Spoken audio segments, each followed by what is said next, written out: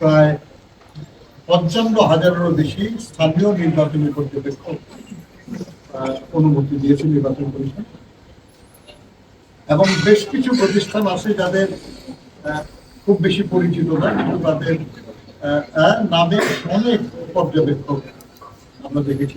আমরা আমাদের কোনো অভিযোগ নাই, কিন্তু আমরা নির্বাচন কমিশনকে বলেছি যে তারা কি এটা বিষয়টা গভীরভাবে বিবেচনা করেই সিদ্ধান্ত নিচ্ছেন, নাকি মানে এটা সাধারণ প্রক্রিয়ার মধ্যে দিয়ে হয়ে গেছে। ওনারা বলছেন তারা বিষয়টি পর্যালোচনা করবেন, কারণ আমি তো প্রধান নির্বাচন কমিশন বা নির্বাচন কমিশন করবে না, নিজের দিকে অনেকেই করে, তারা ওইটা নিয়ে খোঁজ খবর দেওয়ার কি করে। আমরা মনে করি যে সেটা হলো যে নির্বাচন পর্যবেক্ষণের যাদের সক্ষমতা আছে নির্বাচন তাদেরই পর্যবেক্ষণ করা উচিত।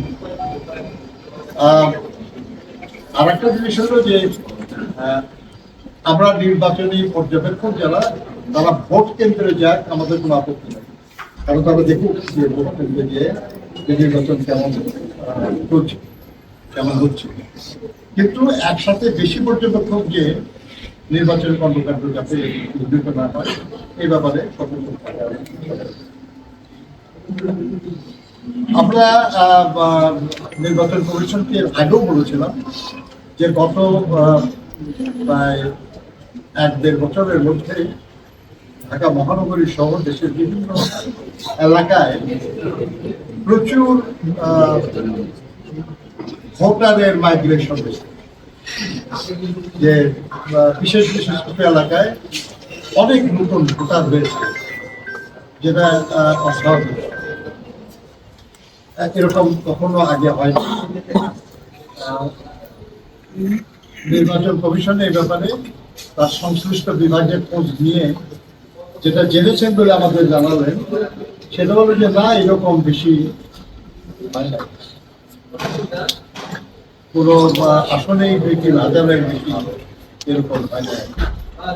আমরা তাদেরকে এই ব্যাপারে তাদের কথায় আমরা সন্তুষ্ট হতে পারি, এবং আমরা নিশ্চিত জানি যে তাদের যে তথ্য যারা সরবরাহ করেছে তারা সঠিক তথ্য সরবরাহ করে। প্রকৃতপক্ষে অনেক বেশি ভোটার মাইগ্রেশন হয়েছে। আমরা তাদের কাছ থেকে আসন ভিত্তিক ভোটার মাইগ্রেশনের তথ্য আমরা জানতে পেরেছিলাম, তারা বলতে পারবেন আমাদেরকে। আমার ধারণা আর কি যে তারা নিজেরাই এটা দেখবেন, তাই বেশি হয় আর কি। আমরা তো চাচ্ছি আর কি যে এটার মধ্যে যদি কোনো সন্দেহ করার মতো থাকে তাহলে নির্বাচন কমিশনের উচিত ব্যাপারে ব্যবস্থা নেওয়া। আমরা এটাও দেখেছি যে নতুন না, কিন্তু দুর্ভাগ্যজনক, সেটা হলো যে এমন হোল্ডিং নাম্বার যেখানে 4-5 জন লোক বেশি বসবাসী করে না কখনো, সেখানে 20-30 জন ভোটার হওয়ার অভিযোগ এসেছে আমাদের কাছে। তারা তদন্ত করার কথা বলবেন,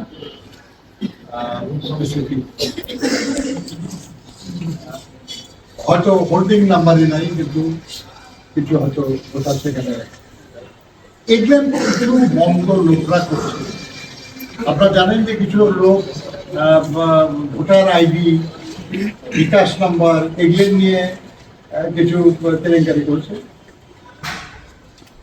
তারাই সম্ভবত এই ধরনের ভোটার বা ভোটার মাইগ্রেশনের এই ঘটনা।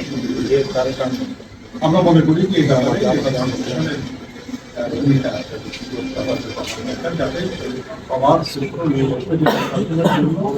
আমরা যে যুগ লড়াই করেছি এবং গত 24 জুলাই আমাদের বহু সাথী আমাদের সন্তানরা জীবন দিয়েছেন, সেরকম একটা অবাধ নির্বাচন, শান্তিপূর্ণ নির্বাচনের ক্ষেত্র প্রস্তুত করার জন্য যে কোনো রকম ষড়যন্ত্রের বিরুদ্ধে নির্বাচন কমিশনের আইনানুগ সাংবিধানিক যে ভূমিকা সেটা যেন তারা পালন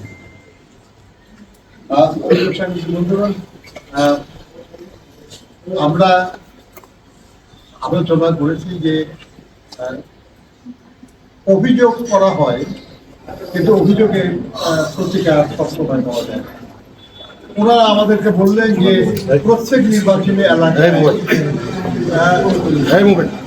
electoral inquiry and adjudication committee আমরা জনগণ